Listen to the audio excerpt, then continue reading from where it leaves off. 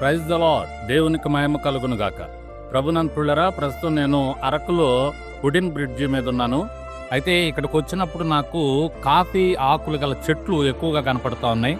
ప్రభునంతులరా, మరి దేవుడు కృప చూపించి మరి కొన్ని వందల సంవత్సరాల క్రితమే తన బిడ్డలను వాడుకొని మరి ఈ కాఫీ ఆకులు తయారు చేసేటటువంటి విధానాన్ని మరి మన ప్రజలకు మనకి దేవాది దేవుడు అందజేశాడు. ప్రభునంతులరా, మరి దేవుడు ఈ సృష్టిలో మనకు అవసరమైనటువంటివి ఎన్నో ఆకులని, ఎన్నో పదార్థాలని దేవుడు సమకూర్చి పెట్టాడు. దేవునికి మహిమ కలుగును గాక.